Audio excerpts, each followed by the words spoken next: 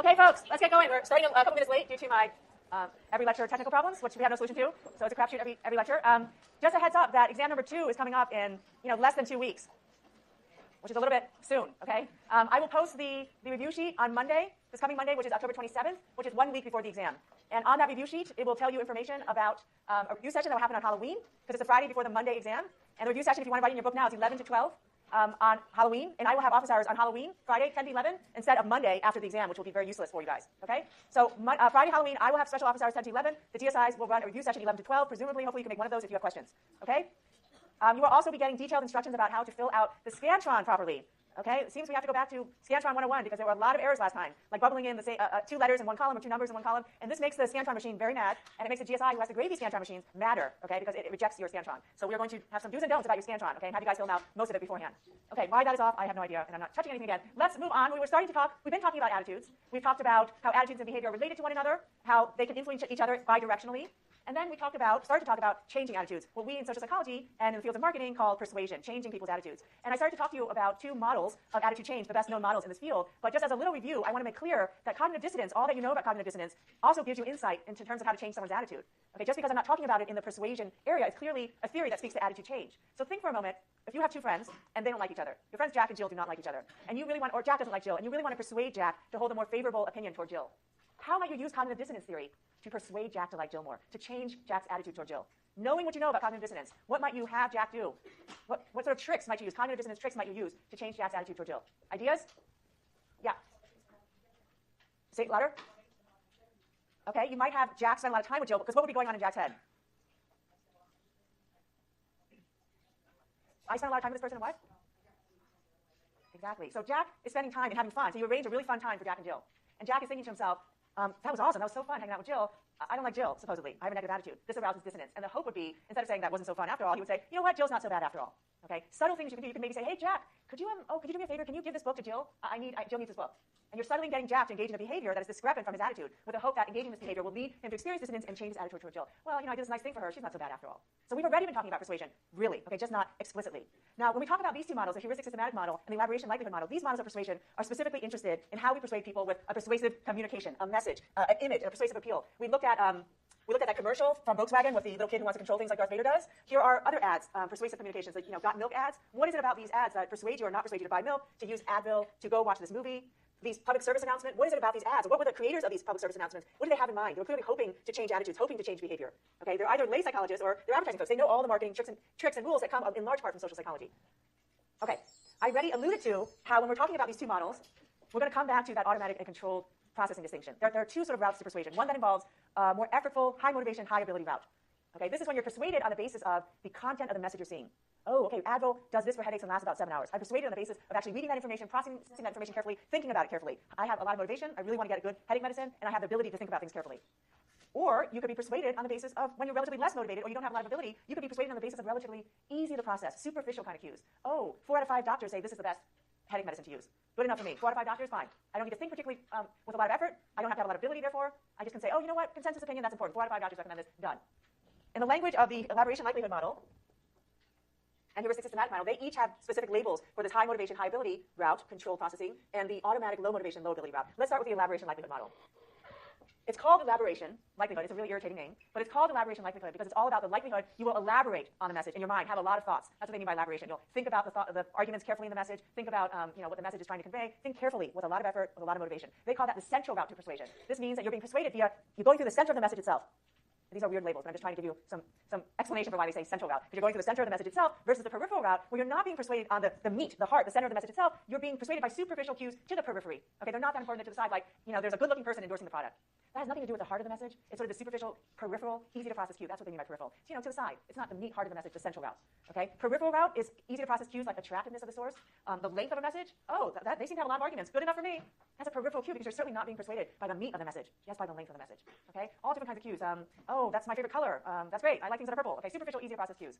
Peripheral route versus central route. In the language of the heuristic systematic model, as you might have guessed, they call their 2 routes the heuristic and systematic route. The systematic route is the same, more or less, as the central route. And here the label makes a little bit more sense. The idea is that you're processing information systematically, carefully, going through each argument, thinking about its logic, its veracity, being very systematic and analytic about it. High motivation, high ability, controlled processing going on.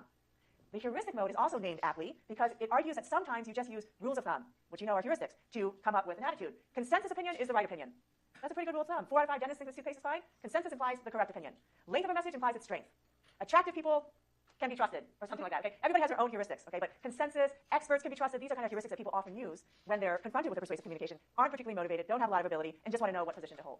Okay? Right now, it's a really good time to be thinking about these issues because the midterm elections are coming up in 2 weeks, right after your exam, the day after your exam. And every day, I don't know about you guys, I'm getting all these ads in the mail from candidates, and they're trying all these different tactics to try to persuade me to vote for them. And actually, what most of them are using the central route, I'd say. I see a lot of text, a lot of careful arguments about this proposition, this position on climate change, this position on public school funding. It's a lot of central route processing. So those kind of pamphlets are really banking on me being persuaded via the systematic route or central route. The ads that just have an image of the candidate looking, happy with a whole school full of kids or something like that, and just says vote for, Catherine Hansen. I mean, this is like a peripheral heuristic route. Nice people can be trusted. Let's vote for her, or whatever your little judgment rule is, because there isn't a whole lot of meat in that particular message. So when you go out there after learning what we're going to be talking about today, you can have a lot of material to be applying these concepts to, and you can think about whether they're persuading people via the effortful, systematic, central route, or the less effortful, easy to process, automatic, peripheral heuristic route. Okay. You ought to know this, be able to know all this in your sleep by now, this automatic control business. Let me give you an empirical example of these different routes of persuasion in action. I'm going to use the language of the elaboration likelihood model. This is one of the empirical articles that are assigned for this unit of the course, so we're reviewing it here in lecture instead of in section, so you really want to pay attention here. This is an example with 3 independent variables, probably our first one that we've had 3 independent variables. Yes, it is, okay? So not 1, not 2, but 3 independent variables. In the study, participants come into the lab. I think this was at OSU, Ohio State University, and they're told, actually I can't exactly remember the cover story. You'll be reading it directly, the article, but they're essentially told that the administration at OSU is considering requiring all seniors to take a comprehensive exam in their area of study before graduating. Boo. Okay, nobody likes this idea. Okay, they kind of knew that students don't like this idea. Imagine, before you graduate in Cal, you got to take this comprehensive exam on your major, like a GRE for your major before you graduate. Boo. Okay, half the participants are told the administration is thinking about instituting this policy starting next year. It's going to affect you. It's high in personal relevance. Is this going to make you highly motivated or not motivated? Yeah, whoa, I gotta pay attention here, alert, okay? Something's going on here. Or they're manipulated to think this is not particularly relevant to them, to be low motivation. They're thinking about implementing this, 10 years from now. Who cares? I'm out of here, hopefully, okay?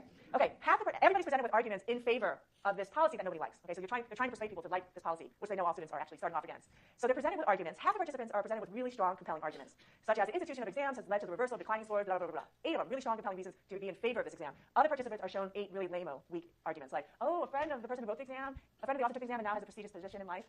Okay, whatever. Okay, that's just a random case. Specious, lame, weak arguments.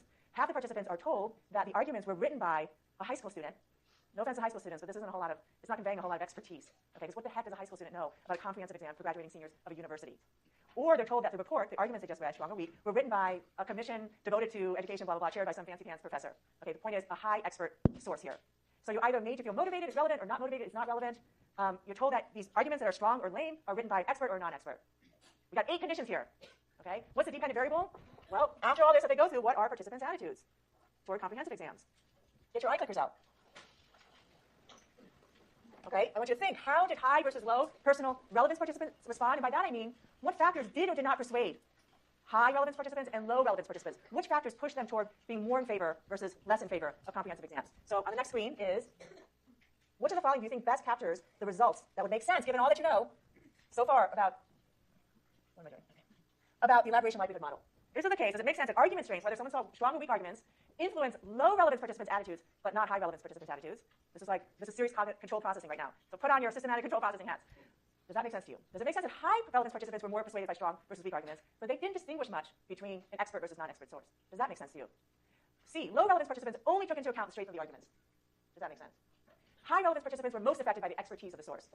Does that make sense? Given using your brain and thinking about automatic control, and who's likely to be paying attention to what kind of information out there? Expertise, strength of the arguments, the meat of the message. What are your answers? What are we at? We're up to 196. Okay, let's get up to 230. All right. 5, 4, 3, 2, we'll get to 240. Come on. Oh, we're done. Okay. What's the correct answer? B. Okay. Okay, we got a lot of D's. Ooh, okay. And an E. 2 people got E. That's wrong. Okay. But 74 people put D, so what happened there? High relevance participants were most affected by the expertise of the source. Somebody who chose that or somebody who knows that's wrong, speak up. What's the problem there? Why doesn't that make sense? Why is that very clearly wrong? Yes? Yeah, high relevance participants, they're not going to be affected, okay, this was the intent of the study, by superficial cues like the expertise of the source. What they're affected by is the arguments themselves. And if it's strong, they'll be persuaded, and if it's not strong, they won't be. Okay, so for the 74 of you who thought D, I want you to rethink this. This is in your textbook too, and you get to read the actual article. But here's what the data look like. Don't freak out. Let's take it slowly. Let's first look at this side, which is your left. And what we have is high involvement, same thing as high relevance. They're highly involved. Oh my God, it's going to happen next year, or who cares, low involvement. And we're splitting up the data in terms of whether they saw an expert or non-expert. They were told it was an expert or non-expert. Higher numbers mean I'm more persuaded. What do you notice on this side? Who is showing a greater expertise effect? Low involvement, does that make sense? Yes, right? High involvement, yeah, there's sort of an effect. They're more persuaded it's above the line, the midpoint, the 0 point, than when it's a non-expert, but that difference is not very big. You can see the low involvement folks, written by a high school student, lame, bad, so not persuaded. Written by a professor, commission, ooh, I'm persuaded. Big expertise effect.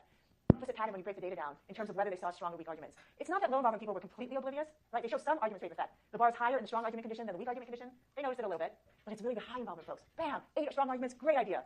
8 weak arguments, lame, no way, this is a horrible idea. Those guys are really paying attention. They discerned the difference in argument strength. If you're low involvement, you don't discern it as much. You discern it a little bit, but that's not what's driving your judgments. What's driving it is a more superficial, peripheral cue, like, oh, if it's someone expert, it can be trusted. You with me? Okay, this is a good exercise. This is what social psychology thinking, analytic thinking is about when you're trying to understand these studies and make predictions. Okay, if you're not totally hip on this, you can come to office hours or read it carefully in the textbook, and I think you will get it. Okay, what do you guys think? If I want to, or these people want to create long-lasting attitude change, they want students to be convinced about the wiseness of the comprehensive exams policy, and they want them to believe in it for a long time, versus just sort of saying, yeah, it's a pretty good idea while they're in the experiment. Would you want people to go the heuristic, peripheral route, or the central systematic route? And why? What's your intuition about the kind of processing, the kind of route to persuasion that's going to lead to longer-lasting attitude change? Yeah, central, why? What's your intuition there? Yeah, you're putting more effort in there. It's getting more deeply encoded in your mind, the arguments. I mean, you're not going to remember the expert, non-expert thing as much as you're going to remember having processed deeply, carefully, specific arguments in favor of a policy issue. That kind of deep thinking may create linkages between knowledge you already have and this new knowledge, a whole lot of more staying power because there's more cognitive elaboration in the language of the elaboration likelihood model, processing, okay, cognitions in the language we've been using in this class. Okay, so in general, if you're interested in long-lasting attitude change, which, come on, most of us are, if you're going to change someone's attitude toward Nike products, you don't want to just change their attitude this one shopping trip. You want them to have brand loyalty to Nike. You want them to really like Nike shoes. Okay, you don't want just your mom to like your boyfriend today. You want her to like him for as long as you like him. Okay, which is hopefully a couple months at least. Okay, so generally, the key to achieving long-lasting attitude change is to persuade others by way of the central, systematic, controlled route. Okay, are we on time here? Great. All right. So you have these two basic routes. I believe and really hope you get it. It's almost boring because how many times do you have to hear this automatic versus control business? Have that distinction in mind. And now I'm going to switch a little bit to breaking apart different elements of the persuasive process other than processing. And I'm doing this in part because it's pretty straightforward, I can do it pretty quickly, but also because there's a historical story here. It turns out, as luck would have it, in the 1950s, there were a handful of researchers interested in attitude change who all happened to be at Yale at the same time. And they developed, led by this researcher named Carl Hovland, the Hovland-Yale attitude change approach. And they had this nifty little way of thinking about the different elements of the persuasion process, which they call the 3 Ws. You need to think about who says what to whom. In other words, you need to think about the source of your message, which we have already, like whether they're experts or not, the deliverer of the message. That matters. You need to think about that. Maybe for a minute, you might want to think, okay, you want to sell a particular product. What do you need to think about? You need to think about who you want out there being the messenger for your persuasive communication, the source. And then you need to think about what you actually want to include in the persuasive message. So let's say it's a cleaning product. Who do I want out there hawking the product, my source? What do I want to say about my product, the persuasive communication itself? What do I want it to include, the message? And then I need to think about who am I targeting out there? Am I targeting kids for these cleaning products? Probably not. Am I targeting the elderly? Maybe, but I'm probably targeting, let's face it, moms, okay, who need to clean the kitchen the most, okay? You need to think about who your audience is. Who says what to whom? So let's look at and give you some examples of each of the kinds of findings that these researchers back in the 1950s onward, the kind of research they did, the kinds of discoveries they inspired. Okay, so source characteristics usually serve as cues suggesting that what is being endorsed is good. Michael Jordan endorsing Nike products. Just a mere fact of it being Michael Jordan. He's an expert. He's a pretty good athlete. He uses Nike. So does who? Serena Williams? I don't know. Someone in tennis. A lot of people, they wear their Nike product. Tiger Woods used to, right? Before he got booted. Was he a Nike guy, right? Before he had that problem. Okay, those were very deliberate choices to have those people as the messenger or to boot them from being their messenger. Okay, they paid these people millions of dollars to be the source of the message by Nike. Okay, noticing them requires relatively little motivation and little ability. So we're talking about the peripheral heuristic route here. Okay, many countless examples. Celebrities use, endorsing products all the time on commercials, but also celebrities who are very involved in humanitarian and other social causes, like Matt Damon and Water.org, Brad Pitt and the One Organization, Angelina Jolie and all her humanitarian stuff in Africa and so forth. These are all potential source cues, okay, that may change people's attitudes, make them donate money, encourage them to get involved to help the cause. Okay, so pretty straightforward. No surprise, we're more persuaded by people we like. Okay, so we're not putting really unlikable people, out there to be the endorsers of your message. Liking can come from someone's fame, by their mere physical attractiveness, something about their personality. George Costanza, what's his name in real life? Alexander something? Jason Alexander. He's not the most physically attractive person, right? And